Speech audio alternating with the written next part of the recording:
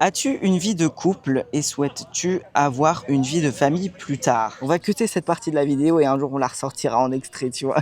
Qu'est-ce que ça change concrètement de devenir pro dans le body? Eh ben rien. Gagner un pro show, ça ce serait lunaire.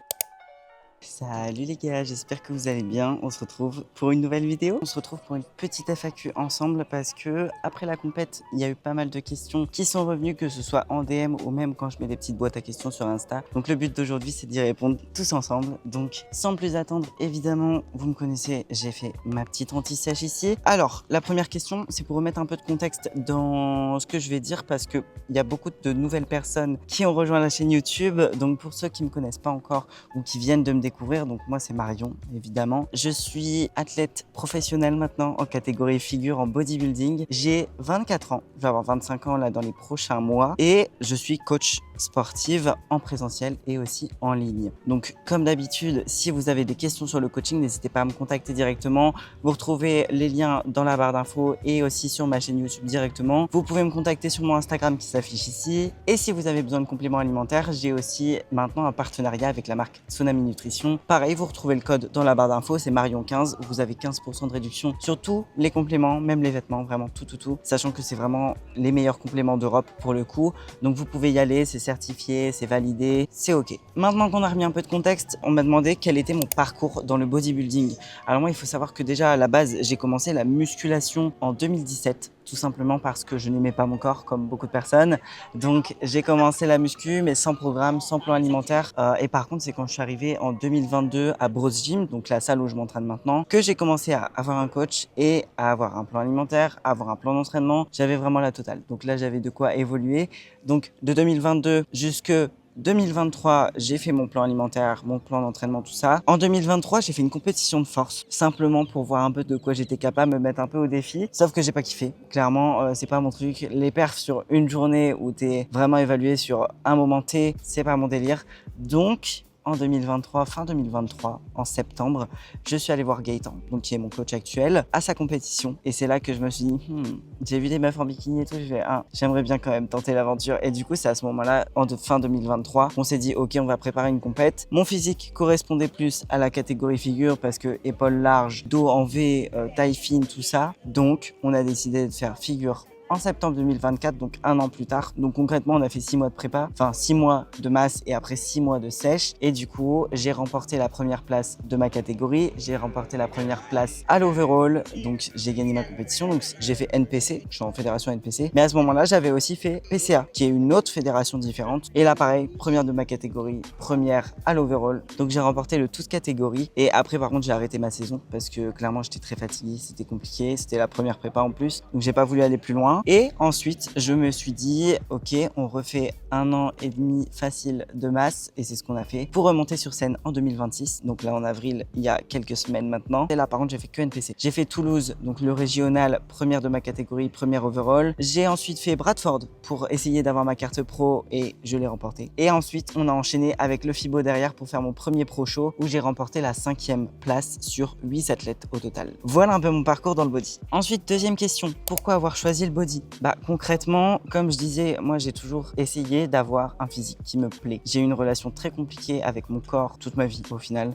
Désolé si le plan a un peu bougé, j'ai eu peur que mon micro n'enregistre pas, mais c'est bon. Donc j'ai toujours été à la recherche d'un physique qui me plaisait. Et c'est vrai que le body, c'est le meilleur moyen de vraiment connaître ton corps, tu vois. En fait, t'apprends au fur et à mesure, déjà au niveau de l'alimentation, comment gérer, mais aussi au niveau de l'entraînement, quel mouvement va avoir quel impact sur ton corps, quel muscle va avoir quel impact sur l'harmonie de ton physique. Et moi, c'est ça que je trouve hyper intéressant, c'est qu'en vrai, ton corps, tu peux le modeler exactement comme tu veux. Forcément, tu auras des personnes qui ont des morphologies ou alors des physiques qui vont plus prendre d'un côté ou de l'autre. Enfin bref, tu as toujours des facilités quelque part. Mais globalement, tu peux toujours travailler comme tu veux, tu peux toujours modeler ton physique comme tu veux. Et moi, c'est ça que j'aime dans le body, c'est vraiment cet aspect de en mode ton corps, c'est une enveloppe que tu peux façonner un peu à ta manière et selon ce que t'aimes. Et c'est surtout que le body, c'est ce que je disais tout à l'heure, avec les compétitions de force, j'ai vu le truc de faire une performance à un moment T, etc. Je sais même plus quelle place j'avais fait à ma compète de force, mais j'avais pas gagné. Je crois que j'étais 3e peut-être. En fait, c'était le truc d'être jugé sur un moment où peut-être que ça se trouve, t'as mal dormi, ou alors tellement t'es stressé, tu tu vas chier dans la colle, tu vois. C'est pas mon truc. Alors que là, le body, c'est vraiment le reflet de ton travail sur plusieurs mois. Et ton physique, il peut pas mentir. Si tu t'es pas entraîné dur, ça va se voir. Si t'as pas suivi ta diète, ça va se voir. Je trouve que c'est beaucoup plus représentatif du travail que tu fais plutôt qu'une perf à un moment T que tu peux peut-être foirer parce que t'as eu mal à ton orteil pendant le mouvement, j'en sais rien, tu vois. Après, tu peux aussi foirer ta scène pour un détail, mais normalement, si t'as un bon coach, ça se passe bien. Une question un peu plus cool, est-ce que tu t'es éclaté sur scène? Et là, oui. Franchement, oui. En fait, j'ai l'impression qu'il y a toujours la première scène où c'est plus de stress, et la deuxième scène, c'est toujours plus de kiff. Mais le moment que j'ai vraiment le plus kiffé, et ça, c'est sans aucun doute, c'est le pro-show. Parce que pour le coup, c'était vraiment trop bien. En fait, le régional, c'était bien, mais j'étais très stressé parce que c'était mon retour sur scène. Et t'as les stress bêtes, tu vois, de te dire « Ah, imagine je tombe. Ah, imagine je perds mon bikini. » Enfin, des trucs débiles, tu vois. La deuxième scène, c'était pour la Procard, donc très stressé parce que là, il y avait un vrai enjeu, tu vois. Encore, le Régio, t'es pas obligé de gagner pour aller au Procal, mais Procal, tu sais ce que tu joues et c'était un voyage qui n'était pas prévu. Donc, c'était des dépenses en plus et j'étais pas prête à perdre, clairement. Donc là, il y avait plus d'enjeux. Donc j'ai quand même kiffé parce que la scène était bien, l'accompagnement était bien, tout ça c'était bien, le show était bien en général, mais juste, il y avait tellement d'enjeux que c'est stressant. Et ensuite, le pro show, par contre, j'y suis vraiment allé en mode vacances. C'est pour ça que j'ai beaucoup plus kiffé aussi, je pense, parce que vraiment, j'y allais en mode, je sais que je vais pas gagner, je vais juste kiffer.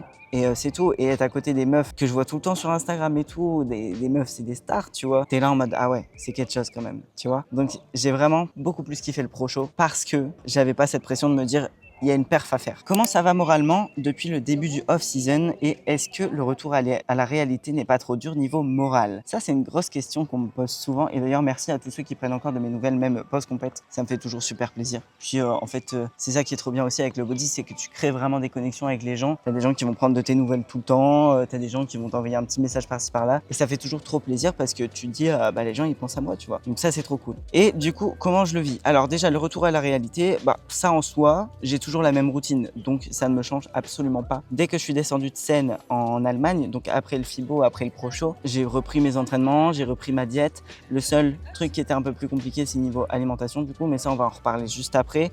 Mais globalement, j'ai juste continué ma routine que j'avais depuis des mois, depuis des années. Donc ça en soi, ça ne change pas. Bon, j'ai plus de batterie sur mon iPad, je vais continuer sur mon téléphone, c'est pas grave.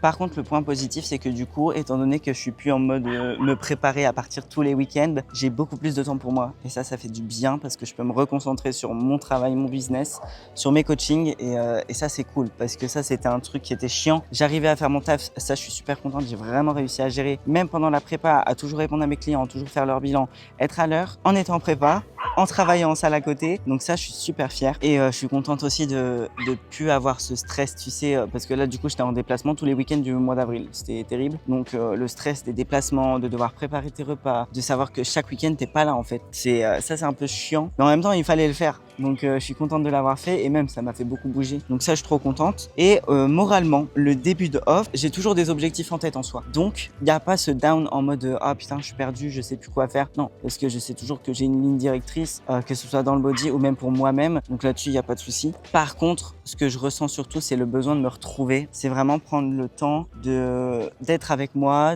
d'apprendre à mieux me connaître aussi parce que après chaque prépa tu changes, tu te redécouvres un peu, donc c'est surtout ça que je ressens, c'est le besoin de me retrouver, de prendre du temps pour moi, de faire cool, tu vois, de me détendre. Et c'est pour ça aussi que là on est parti en vacances avec mes parents et ça c'est trop cool parce que en fait je l'aurais peut-être pas fait s'ils m'avaient pas forcé entre guillemets, tu vois, je serais retourné à ma routine. Et là le fait qu'il m'ait sorti comme ça et de couper vraiment, là j'ai coupé l'entraînement, je me suis pas entraîné pendant presque une semaine, j'ai juste fait une séance jeudi, j'ai juste fait une séance haut du corps, mais sinon je me suis pas entraîné du tout, j'ai juste fait mes pas. Niveau diète, pareil, j'ai relâché à mort, pas me frustrer. Et ça, je pense que vraiment, ça m'aura fait du bien. Et je pense qu'en rentrant, du coup, ça ira beaucoup mieux aussi. Mais sinon, globalement, ça va. Je me sens bien. Physiquement, je n'ai pas fait de bilan, du coup, là, cette semaine, étant donné que je suis en vacances. Donc, on verra. Je vais pas faire un bilan cette semaine, mais la semaine d'après encore. Et je sais pas comment je vais le voir, mais je sais que mon corps a besoin de repos. Donc, Franchement, je fais pas trop attention au physique en ce moment. Qu'est-ce que ça change concrètement de devenir pro dans le body? Eh ben rien. Non, en vrai, en soi déjà, qu'est-ce que c'est devenir pro? Vraiment être professionnel. Déjà, c'est que via la fédération NPC. Parce que si tu veux, tu as d'autres fédérations, tu en as des dizaines et des dizaines. Mais NPC, c'est la seule qui permet d'accéder à Olympia. Et Olympia, c'est la plus grosse compétition mondiale, si tu veux. C'est vraiment la plus prestigieuse, c'est la plus connue aussi. Ensuite, du coup, devenir pro en soi, ça te donne plus de visibilité déjà sur les réseaux et plus de reconnaissance dans le milieu, même si en soi, ça veut tout et rien dire. Alors, je m'explique. T'as pas de salaire fixe dû à ton titre, t'as pas forcément de prix, tu gagnes pas de prix non plus quand tu deviens pro. Par exemple, à Bradford, j'ai rien gagné. Par contre, ça peut te ramener indirectement des opportunités. Par exemple, la semaine juste après que je sois passé pro à Bradford, j'ai la marque Tsunami Nutrition qui m'a contacté. Donc encore une fois, c'est la marque maintenant avec qui je suis en partenariat. Vous avez le code Marion15, mais j'ai cette marque qui m'a contacté en me proposant le partenariat en question, tout simplement parce qu'ils ont vu que je suis passé pro, qu'ils me font confiance, qu'ils aiment mon contenu, qu'ils aiment ma personnalité, qu'ils aiment ce que je dégage aussi en tant qu'athlète et en tant que femme. Donc, ça peut t'amener des opportunités comme ça. Et ça te donne aussi plus de crédibilité entre gros guillemets dans ta pratique, dans le sens où, quand maintenant les personnes viennent sur ma page Instagram par exemple et voient que je suis professionnel, bah tout de suite, c'est un titre en soi. Donc, ça te met pas sur un piédestal, c'est pas ça le mot, mais ça te donne ce fameux titre où les gens peuvent se dire, bah voilà, alors que c'est pas forcément vrai, ça doit être quelqu'un du coup qui s'entraîne bien, qui mange bien, qui sait de quoi il ou elle parle, alors que c'est pas forcément vrai. Tu peux être par exemple un très bon athlète et un mauvais coach, si t'es coach en même temps, comme tu peux être un très bon coach et un mauvais athlète, enfin tu vois, et vice versa en fait. Donc en soi, techniquement, ça t'amène rien, mais par contre, à contrario, à Bradford, j'ai rien eu, enfin j'ai juste eu ma carte pro comme ça. Par contre, au FIBO, là j'ai eu un prix pour ma 5e place. J'ai eu 1000 € alors que j'étais 5e, tu vois. Donc en soi, ça t'apporte rien, mais indirectement, ça peut t'apporter des opportunités. Comme moi, par exemple, bah, je vois la différence entre quand j'étais amateur et quand je suis professionnel. J'ai plus de demandes en coaching maintenant que je suis professionnel, alors qu'en soi, comme je disais, ça veut rien dire. Tu peux être un très bon athlète et un mauvais coach. Alors, c'est pas mon cas, heureusement, je suis quand même une bonne coach, en tout cas je l'estime.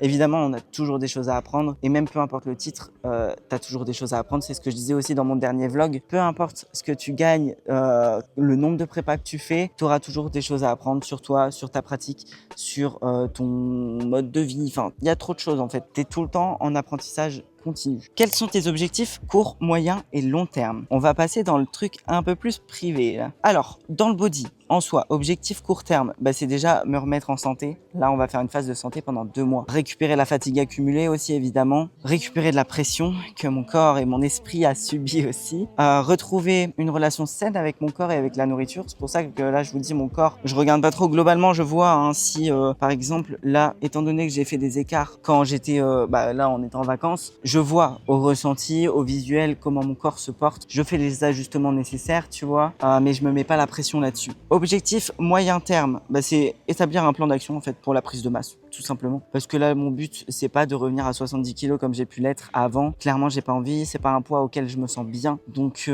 c'est vraiment établir ce plan d'action-là, savoir à combien de calories on me met, voir un peu comment mon corps réagit aussi. Mais de toute façon, c'est pas avant 2 mois. Donc, on a le temps de le préparer. Pareil pour l'entraînement, tu vois, on sait que je manque de dos. On sait que, enfin, globalement, de la partie postérieure, de toute façon, de manière générale. Donc, pareil, l'entraînement, il faut qu'on le prévoie aussi. Et au niveau long terme, bah, ce serait évidemment de remonter sur scène, gagner un pro show. Ça, ce serait lunaire. Et en vrai, le fait de gagner un pro show, ça me permettrait d'être qualifié pour Olympia, ce qui serait gigantesque. Et par contre, un de mes rêves, ce serait de faire une compète aux États-Unis, parce que déjà, c'est une partie du monde que je n'ai jamais visité et que j'aimerais vraiment explorer. Donc, faire une compète aux États-Unis et peut-être aller à Olympia, ce serait incroyable en vrai. On va cutter cette partie de la vidéo et un jour on la ressortira en extrait, tu vois. Ensuite, au niveau du côté professionnel, bah, objectif court terme, c'est toujours de développer mon offre de coaching pour faire l'offre la plus qualitative à mes clients, tout simplement. Vraiment pousser le truc, sachant que pour garder un truc qui reste qualitatif, je pense bientôt fermer les places en vrai, parce qu'il y en a beaucoup qui critiquent les coachs qui disent oui, il me reste 5 places, nanana. Moi, j'estime que tu as 24 heures dans ta journée, tu as 7 jours dans ta semaine, le temps n'est pas extensible. Et j'estime que pour avoir un service de qualité, tu peux pas le faire à l'infini. En fait, ton temps, il se finit à un moment. Donc, moi, j'ai envie de proposer des suivis de qualité à mes clients. Là, j'arrive à une vingtaine de clients. Ça commence à prendre du temps. C'est un investissement mental aussi parce que moi, je suis proche de mes clients, tu vois. C'est à chaque fois, je fais avec des périodes d'engagement. Donc, c'est vraiment des relations qu'on construit. Donc, ça te prend plus de temps aussi. C'est pas juste j'envoie un plan et débrouille-toi et on verra si ça te va, tant mieux, tu vois. C'est vraiment, on prend le temps. S'il y a des modifs à faire, si t'es pas à l'aise avec un truc, je le modifie. Si on peut encore améliorer, je le modifie.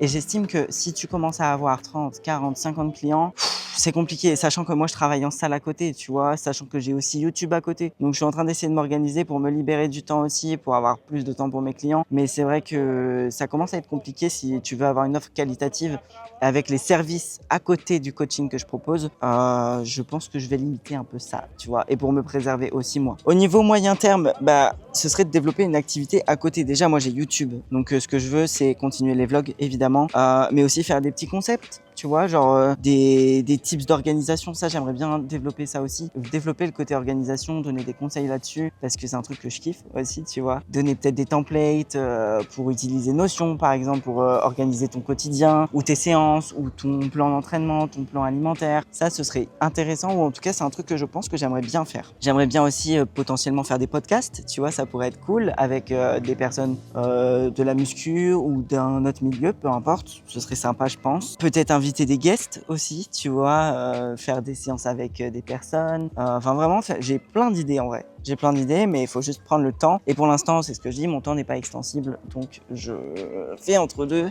Je prépare, je note mes idées et on les garde et ça sortira au moment voulu. Et au niveau de l'objectif long terme pour le côté pro, ce serait avoir des activités professionnelles que j'ai juste à superviser. Par exemple, j'en sais rien, si je donne l'idée du coaching, si je veux garder cette partie-là, peut-être déléguer à d'autres coachs, tu vois, faire une équipe de coachs. Enfin, vraiment, le but, ce serait de garder que les activités ou les parties d'activités que je préfère, tu vois. Par exemple, dans le coaching, je vais pas garder la compta indéfiniment.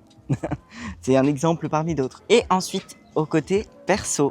Alors, au niveau de l'objectif court terme, là, c'est surtout de trouver mon équilibre entre le travail et la vie perso, parce que pour l'instant, il n'y en a pas vraiment. Donc, ce serait prendre plus de temps pour moi, tu vois, pour mon physique. Déjà, donc par exemple intégrer de la mobilité, des étirements et tout, parce que ça vraiment j'en fais pas et c'est pas tip top quoi. Pour préserver mon corps, il faudrait que je l'intègre, mais aussi mentalement, j'ai beaucoup de choses à développer, à travailler, etc. Que ce soit en rapport avec le body ou même vraiment côté perso, hein, je parle. Donc ça c'est des choses que j'aimerais bien aborder, travailler sur le court terme, parce que j'estime que ça fait partie des choses urgentes. Quand tu te sens bien dans ton corps, tu te sens bien dans ta tête et inversement. Donc l'un ne va pas sans l'autre pour moi. Donc ça c'est important. Ensuite, niveau moyen terme, ce serait établir un plan clair sur ce que je veux faire de ma vie concrètement, les activités que j'ai envie de garder, comme je disais tout à l'heure, ou pas. Enfin vraiment faire le tri de mes attentes pour les prochaines années, les prochains mois, les prochaines semaines. Donc que ce soit mes ambitions professionnelles, personnelles, mon lieu de résidence aussi, j'y réfléchis beaucoup parce que je sais que je ne vais pas rester dans le Nord, mais où est-ce que je vais? Je ne sais pas.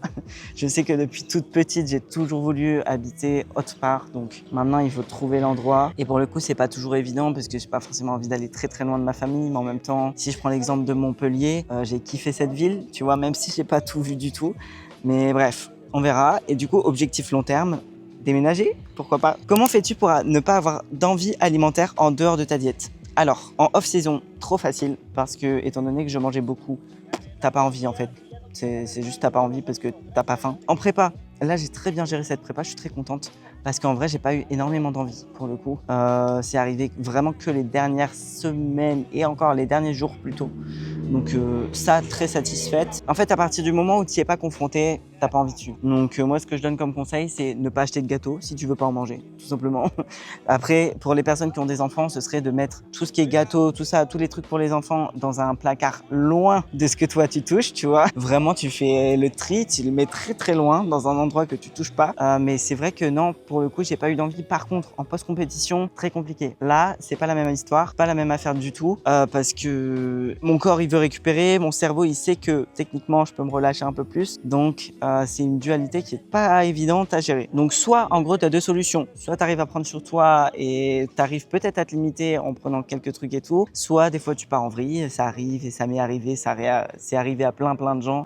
Moi je suis parti en vrille clairement après les compètes là, enfin et encore beaucoup moins que 2024 en soi. Là il y a que vraiment cette semaine où je me suis full écouté, enfin vraiment j'ai fait YOLO, mais sans non plus abuser tu vois, mais juste je me faisais des plaisirs à chaque repas, plusieurs plaisirs même à chaque repas, mais là je me suis autorégulé tu vois. Par exemple j'ai fait ça surtout lundi, mardi, mercredi et jeudi j'ai senti que mon corps est saturé tu vois, que vraiment j'avais même plus la sensation de faim, je me sentais lourde, j'avais du mal à digérer, j'avais soif tout le temps tellement mon corps il en bavait tu vois. Enfin j'ai pas mangé en excès de ouf, mais j'ai mangé plus que ce que je devais, ça c'est sûr, mais tu vois ça s'est autorégulé et je pense que le fait d'avoir fait ces vacances ça m'a fait du bien aussi de ce côté là, parce que du coup en plus c'est all inclusive tu vois, donc t'as la possibilité de faire n'importe quoi et pour autant bah j'ai quand même été raisonnable et j'arrive à m'écouter, j'arrive à ne pas me frustrer et ça c'est hyper important parce que la frustration il n'y a rien de pire, c'est ce qui va faire que vous allez craquer et tout péter au bout d'un moment. As-tu une vie de couple et souhaites-tu avoir une vie de famille plus tard?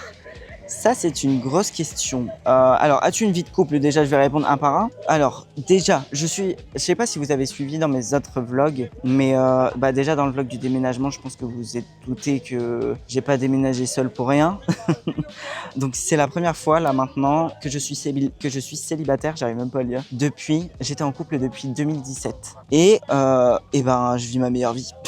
Mais du coup, non, j'ai pas de vie de couple, dans le sens où, alors, je ne regrette absolument pas les personnes avec qui j'ai été, étant donné que bah, ça fait partie de mon histoire, en fait, c'est ce qui m'a forgé aussi. Mais là, maintenant, je vois la différence d'avoir le temps de se concentrer sur soi, de ne rien devoir à personne, de pouvoir me focus vraiment sur mes objectifs, sur mon travail. Là, concrètement, j'ai pas le temps pour quelqu'un en fait. J'ai tellement rempli ma vie avec le taf et tout, et je pense que ça tombait vraiment au meilleur moment en fait d'être toute seule maintenant, parce que je suis juste au moment où j'ai encore le temps de me construire, tu vois. De toute façon, tu te construis toute ta vie en vrai. Mais je suis encore assez jeune pour changer tout ce que j'ai construit depuis 2017, parce qu'il y a eu du bon, mais il y a eu du mauvais aussi évidemment. Et je pense que vraiment c'est tombé à pic, et je suis très bien comme ça. Maintenant, je suis avec mon chat. Et c'est très bien. Et ma vie est tellement remplie de toute façon que pour l'instant, vraiment, j'ai pas le temps. Et du coup, pour la deuxième partie, je suis désolé, les Espagnols, ils parlent fort. Hein. C'est fatigant. Pour la deuxième partie, donc, souhaites-tu avoir une vie de famille plus tard? Franchement, je saurais pas répondre oui et non, parce que évidemment, enfin en tout cas pour moi, voir par exemple, tu vois, mes parents avec mon frère et moi, genre ça me fait kiffer, tu vois, de voir que bah on est ensemble, quoi qu'il arrive, on est unis, quoi qu'on ait traversé, on est toujours là les uns pour les autres, tu vois, ça fait rêver un peu. Mais en même temps, pour l'instant, dans l'optique où je suis, dans mon contexte actuel, j'ai ni le temps ni l'envie pour une vie de famille. Déjà pour quelqu'un d'autre dans ma vie.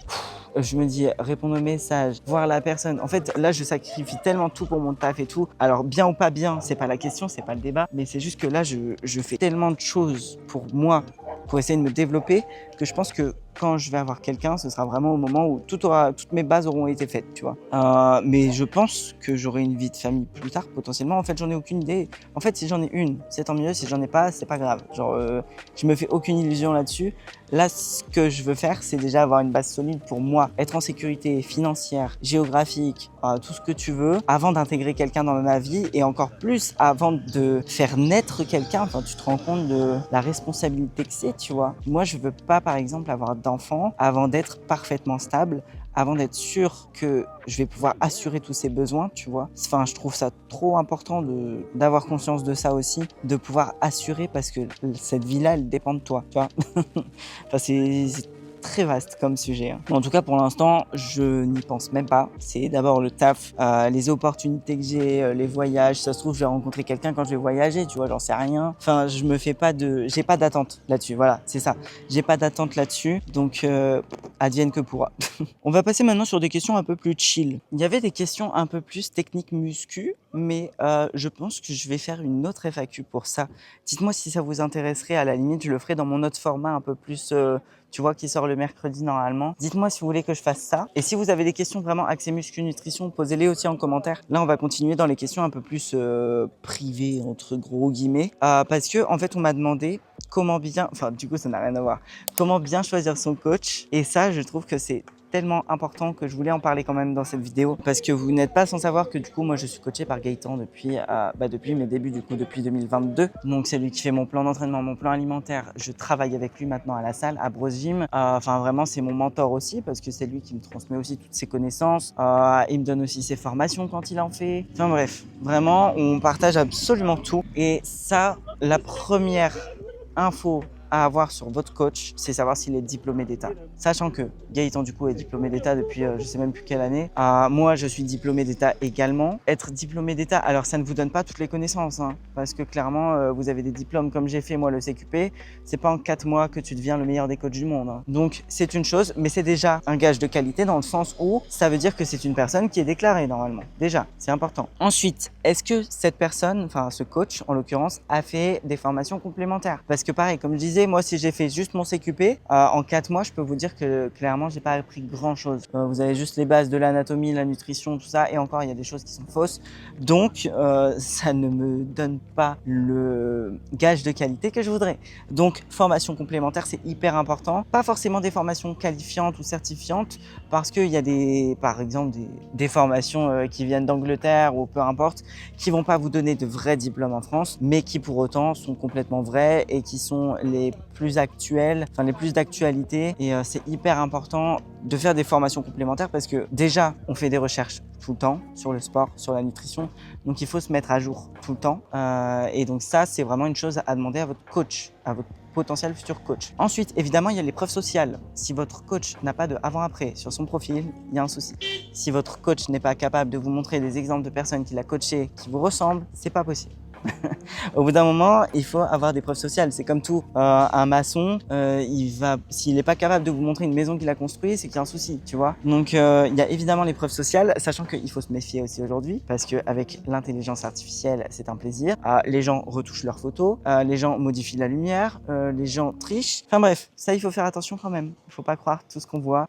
Vous le voyez de toute façon avec, par exemple, c'est le truc qui me vient en premier, les filles sur Instagram, combien même des athlètes retouchent leurs photos. Donc ça, il faut se méfier. Et évidemment, après, vous pouvez toujours demander des retours d'anciens clients. Quand vous voyez les avant-après des personnes, il y a certaines personnes qui vont soit commenter, soit être identifiées. N'hésitez pas à demander aux anciens clients pour avoir des retours. Comment ça s'est passé?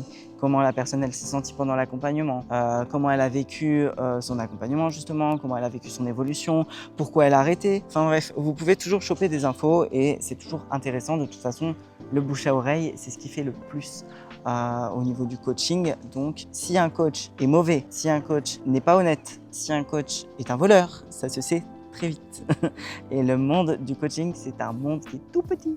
Donc, tout le monde sait tout ce qui se passe. Quel athlète aimerais-tu rencontrer ou faire une collaboration avec? Ça c'est une bonne question parce que j'ai failli en croiser une en plus et je suis dégoûté parce que je l'ai pas vue au FIBO. C'est Océane Voisin. Ça, en vrai, j'aimerais trop faire une petite vidéo où je la rencontrais, comme j'aurais pu le faire au FIBO, mais il y avait beaucoup trop de monde au stand ESN et avant le stand ESN même. Donc Océane, c'est vrai que c'est une personne que j'apprécie beaucoup, en tout cas de par ce que je vois sur les réseaux, parce que du coup on s'est pas vu en vrai. Que ce soit sur son Instagram, sur sa chaîne YouTube, c'est une personne qui m'inspire beaucoup parce que c'est une fille c'est une femme même, qui travaille énormément, qui charbonne, et je pense qu'on a un peu le même mindset à ce niveau-là. Et c'est vrai que du coup, j'aimerais beaucoup la rencontrer pour avoir l'occasion même de discuter, juste prendre un café, tu vois.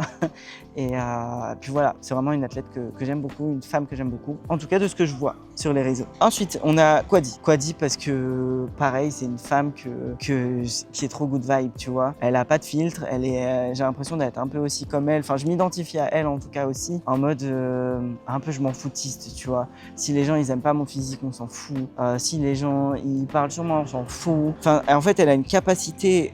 Alors, je sais que c'est pas forcément toujours facile, mais elle a une capacité de tourner les critiques qu'elle reçoit en humour, mais qui est incroyable. Et je pense qu'elle a un très bon entourage pour ça, et ça doit beaucoup l'aider, d'où l'importance de l'entourage. Mais du coup, c'est une personnalité que j'aime vraiment beaucoup. Et c'est vrai que pareil, juste même prendre un café avec elle, ça me ferait kiffer juste pour voir un peu, parler un peu d'elle, parler de voir, enfin, sa vision des choses, sa vision du sport, sa vision du body, sa vision de tout, quoi. Enfin, je pense que ça pourrait être trop intéressant. Et ensuite, en dernier, j'ai mis Samuel Hartmann parce que, en fait, je le connais déjà globalement de visu. On s'est déjà croisé plusieurs fois, on s'est déjà parlé plusieurs fois. Je dirais pas non plus que je le connais en soi, mais c'est une personne que j'apprécie beaucoup de par, pareil, ce que je vois sur les réseaux, de par le peu de fois où on s'est croisés, où on a pu interagir ensemble. C'est vraiment un mec simple, juste, tu vois, et c'est très agréable de parler avec. On rigole toujours. Enfin, c'est vraiment quelqu'un de cool, tu vois. Il n'y a pas de prise de tête. Donc ça, pareil, ce serait trop drôle de faire un feat, je pense, ensemble, faire une petite vidéo training, tu vois. Voilà. Je pense que c'est les 3 personnes que je retiens en priorité pour ça, pour des petits feats, des collabs, des trucs. Je pense que ça pourrait être sympa. C'est quoi ton cheat préféré? En vrai, les gars, maintenant, j'ai plus de cheat préféré. Avant, pendant un long moment, c'était les Chinois, thaï, tous les trucs comme ça. Et je pense que ça reste les meilleurs trucs pour moi. Mais c'est vrai que j'aime tout. Moi, j'aime toute la nourriture en vrai. Sachant que je suis plus salé que sucré. Mais maintenant, post-compète, je suis plus sucré un peu. Enfin, j'aime tout. Franchement, je suis pas difficile. J'aime juste pas les trucs de la mer. Genre les moules, les crevettes, ça j'aime pas. Par contre, les Chinois, je mange du saumon. Je mange, enfin, tu vois, ça va. Mais, mais sinon, globalement, j'aime tout. Je suis pas chiante. Si vous voulez m'inviter au resto, franchement, je suis pas chiante. Juste... j'aime pas les trucs à base d'alcool. Et niveau gâteau, je préfère quand même les trucs aux fruits ou à la pistache. Ouais, bah globalement c'est ça. Baklava, gros cœur sur les baklava. Et après j'aime tout. Je suis pas chiante. Hein. Frites de patates douces, ça c'est bon. Enfin bref, je vais arrêter, ça peut être très long, je vais vous dire tous les aliments. Et c'est quoi ta marque de vêtements préférée? Bah écoutez, en vrai, j'en ai pas vraiment. Parce que déjà, je m'habille que en vêtements de sport. Donc on parle de vêtements de sport. Hein. Je pense que c'est Youngla quand même. Et après, il y a Dark Sport. Mais Dark Sport, je vous avoue que je n'achète jamais. Parce que, étant donné que ça vient des États-Unis, ça m'embête énormément de payer des frais de douane, des frais de port exorbitants. Et les vêtements sont chers en plus. Donc après, si un jour j'arrive à avoir une petite sponsor Dark Sport ou même Youngla, pourquoi pas?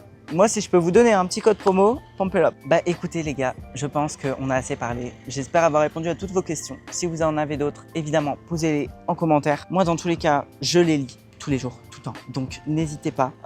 Comme ça, peut-être qu'on fera une deuxième FAQ dans les prochains mois. Je pense que je vais en faire une en fin d'année, à mon avis. 2 par an, je pense que c'est bien, tu vois, ou une par trimestre à la limite, pour faire un petit point sur l'avancée des choses. Mais je suis contente d'avoir répondu à vos questions. Déjà, merci d'avoir posé des questions, ça c'est sympa aussi.